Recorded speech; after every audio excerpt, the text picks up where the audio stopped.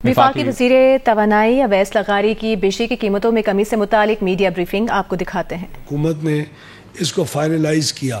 सबसे जो short period है किसी कॉन्ट्रैक्ट का जो आज रहता है वो 3 साल है, सबसे ज़्यादा तकरीबन 25 साल है, लेकिन जो जी मेजॉरिटी इन प्लांट्स की है, इन 36 प्लांट्स की, वो तकरीबन कोई एवरेज 15 ईयर्स की एक लाइफ है उनकी।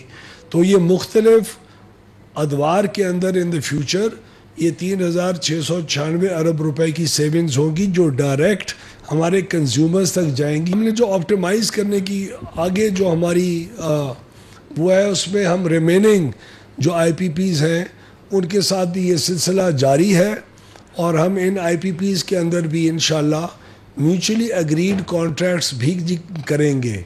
हमारे कुछ IPPs CPEC के फ्रेमवर्क के अंदर हैं। हमें अपनी बरादर मुल्क चाइना के साथ CPEC की फ्रेमवर्क के अंदर जी फ़ख्र है। वो उस वक़्त पाकिस्तान के अंदर आके उन्होंने इन्वेस्ट किया जब कोई और इन्वेस्ट नहीं कर रहा था। इसको एक गवर्नमेंट फ्रेमवर्क की भी प्रोटेक्शन और एक एनवायरनमेंट हासिल है।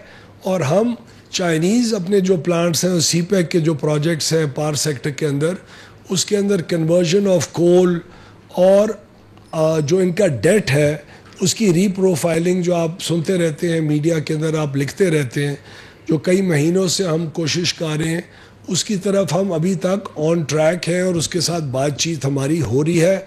और इसमें भी हम समझते हैं कि इंशाल्लाह जो भी एडवांटेज हासिल होगा हमें, वो भी हम अपने कंज्यूमर्स को पास ऑन कराएंगे।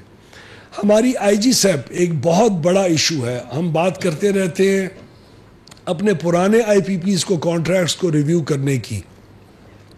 उससे ज़्यादा या उतना ही अहम ये है कि हम आइंदा भी बिजली कोई भी महंगी ना ख़रीदें और आइंदा आज से 10 साल के बाद हमें कोई इस बात के ऊपर इल्ज़ाम ना ठहराए हमारे ऊपर कि हमने मज़ीद महंगी बिजली ख़रीदना कंटिन्यू की।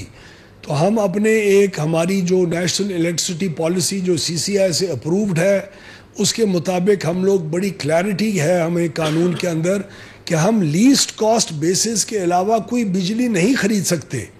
उसका सवाल ही नहीं पैदा होता। और जहां हमें कोई स्ट्रेटिजिक प्रोजेक्ट्स करने की ज़रूरत है, वो भी अगर लीस्ट कॉस्ट यानी अगर कोई 2 सेंट या 2.5 सेंट से ज़्यादा बिजली कंपेटिटिव तौर पे नहीं आ रही, तो अगर हमने 4 सेंट उसके दिए तो 1 सेंट की एक्स्ट्रा कॉस्ट PSDP के ज़रिए या हुकूमत की फंडिंग के ज़रिए होगी और उसका बोझ कंज्यूमर के ऊपर नहीं हो सकेगा। ये वो इलेक्ट्रिसिटी पॉलिसी का हिस्सा है जिसको मनोअन तस्लीम करके इम्प्लीमेंट कराना प्राइम मिनिस्टर साहब की, इस हुकूमत का, शहबाज शरीफ साहब की एक बेसिक बिलीफ और यकीन है। और उसी के ज़रिए अब हम अगले 10 साल की प्लानिंग कर रहे हैं कि कौन सी बिजली हमने ख़रीदनी है, किस कीमत पे लेनी है, कंपेटिटिव लेनी है और मुल्क के किस हिस्से में लगेगी। और किस हिस्से में लगेगी का दारोमदार इस वक्त के आपके ट्रांसमिशन जी नेटवर्क के ऊपर है। यानी अगर आप बलूचिस्तान के अंदर विंड कॉरिडोर के अंदर चागी की तरफ बिजली लगाएं तो उस बिजली का अगर कीमत कम भी होगी, उसकी ट्रांसमिशन लाइन की इतनी कॉस्ट होगी कि वो महंगी पड़ेगी। तो ट्रांसमिशन और जनरेशन कॉस्ट का दोनों का एक दूसरे के ऊपर लेयर ऑन करके IGSAP का जो टूल है वो फैसला करेगा कि अगले 10 साल में कब किस किस्म की बिजली डिमांड के मुताबिक मुल्क के किस हिस्से में ख़रीदनी है। और ये भी एक बहुत बड़ा असूल आगे तय होने जा रहा है जो हम प्रपोज करेंगे फेडरल गवर्नमेंट को कि ये जो बिजली की ख़रीद है ये हर हालत में कंपेटिटिव बेसिस के ऊपर हो और हुकूमत का CPPA इसका ख़रीदार ना हो। यानी हुकूमत अब सिंगल बायर मॉडल से बाहर निकल रही है इसकी अप्रूवल के बाद। ये लॉन्ग टर्म सस्टेनेबल बिजली की कीमतों को मुस्तकबिल के अंदर नीचे रखने और नीचे की तरफ लेके जाने के लिए एक अहम तरीन कदम है। ये वो चीज़ है जो आपको महंगी बिजली से मुल्क को हमेशा के लिए दूर रखेगा। और ये IGSAP तकरीबन बहुत सारे स्टेक होल्डर्स के इनपुट और हेल्प के बाद ये IGSAP तकरीबन अब अपनी कंक्लूजन की तरफ पहुंच रहा है। और इंशाल्लाह हम अगले 1 से 2 हफ्ते के अंदर प्राइम मिनिस्टर साहब के पास ये पूरा प्रपोजल लेके जाएंगे।